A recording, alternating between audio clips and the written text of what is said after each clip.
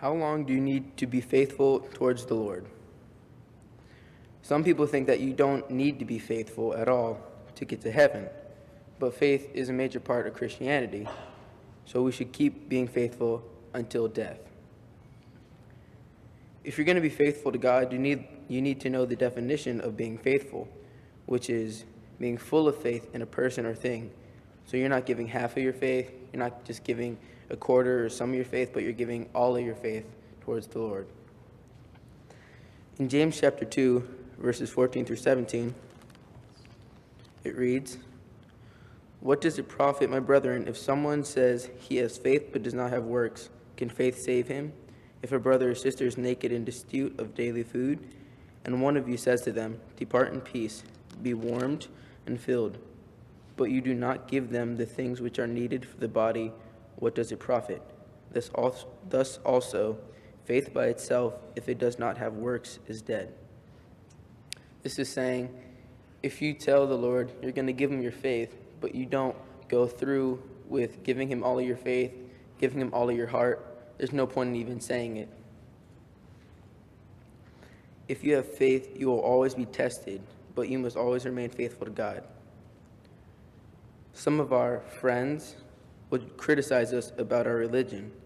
People may not respect our faiths, but God doesn't respect our lack of faith. We must always have faith that God's way is the right way, because if we don't think that God's way is the right way, and if we don't trust him and have faith that it is, then we may be sinning for the rest of our lives. You must have faith that Christ will not let us be consumed by so much sin that we cannot find a way out. In 1 Corinthians chapter 10, verse 13, it says, "No temptation has overtaken you, except as is common to man. But God is faithful, who will not allow you to be tempted beyond what you are able, but with the temptation will also make the way of escape, that you may be able to bear it."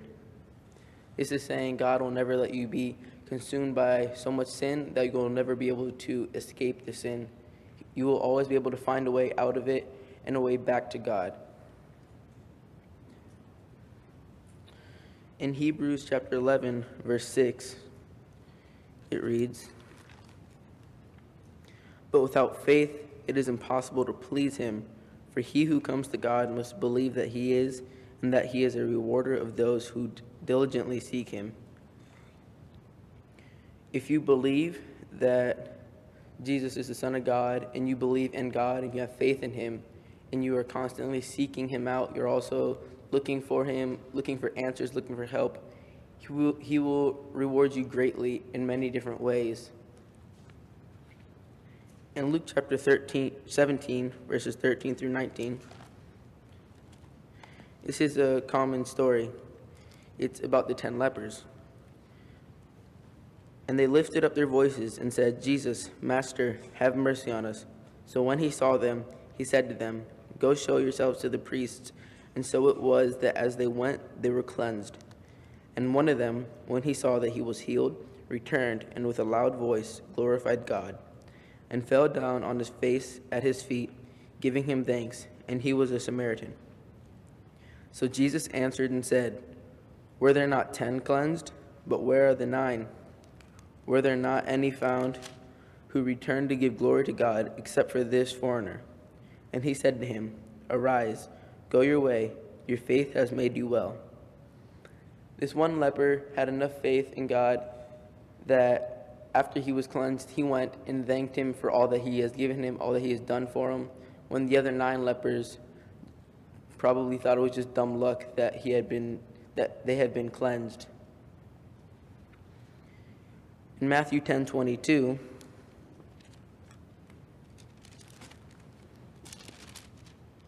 it reads, "And you will be hated by all for my name's sake, but he who endures to the end will be saved." A lot of people will criticize us, will try and hate us, will make fun of us for us believing in God, but we must always stay with God, be faithful to him, because if we fall off that track, we won't get to heaven. We must trust in him, we must love him, we must forget anything anyone says to try and turn us away from him, and we just got to keep following in that straight line to get to God. Satan will try to convince us to stop being Christians and stop being faithful to God by tempting us and telling us that we work too hard for nothing. He also says we have made no growth compared to other people. As Christians, we should never compare ourselves to other people to start with. And if we have made no growth, then how come Satan is coming for us? He's obviously scared that we're getting closer and closer to God, but he wants us to suffer eternally with him.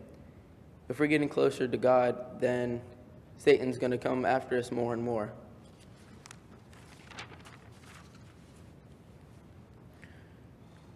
Some people say they are faithful, but they prefer to put other stuff in front of God, like movies, friends, work. God calls these things idols. In Numbers chapter 21, verses 5 through 9,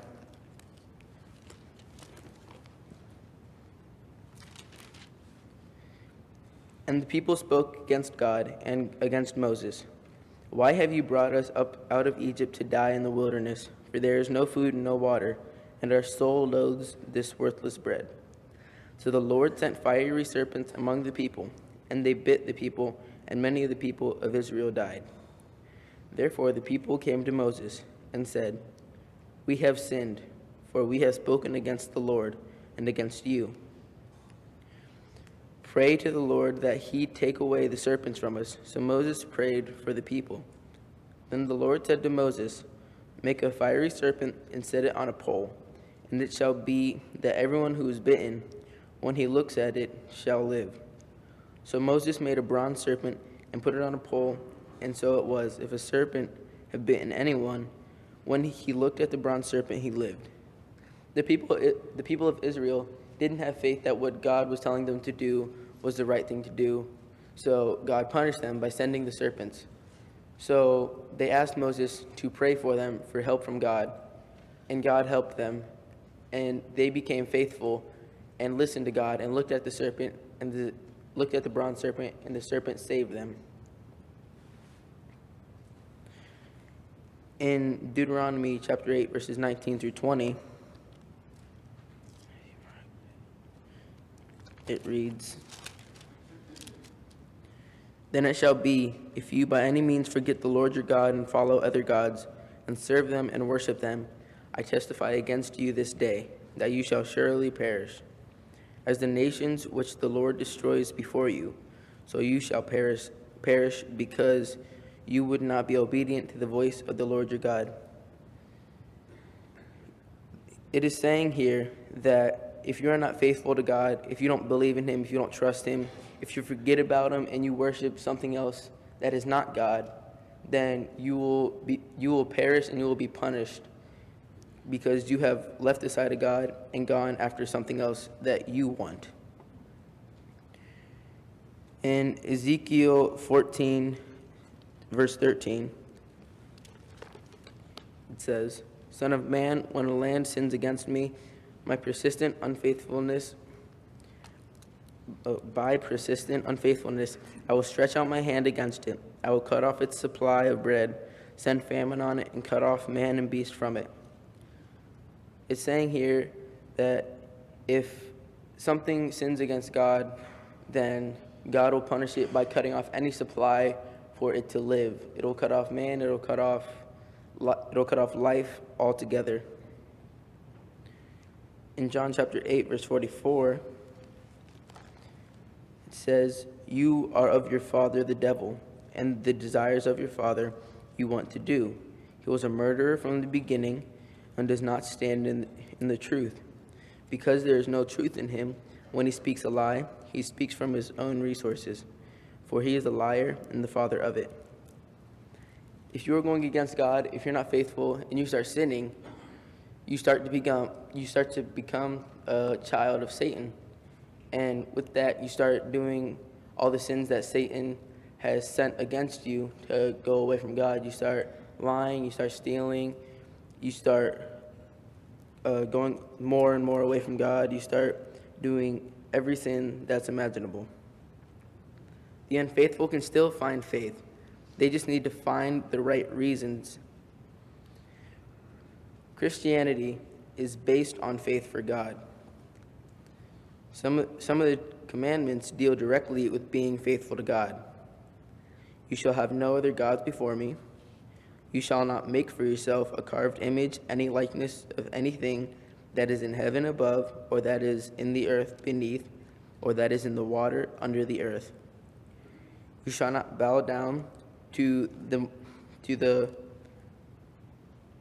other gods, for I, the Lord your God, am a jealous God. As Christians, if we go through poverty or losses, we still need to be faithful to God, because He is the only person that can actually help us the way we need to be helped. In this sin-filled world we live in, we need to always look for God to help us.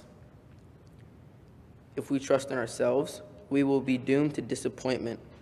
If we trust in our friends, they may let us down. If we trust in our reputation, a foul tongue will ruin it. If we trust in our money, it will be taken from us. If we trust in God, you will never be confounded. We must be faithful unto death, no matter what tries to change that from us.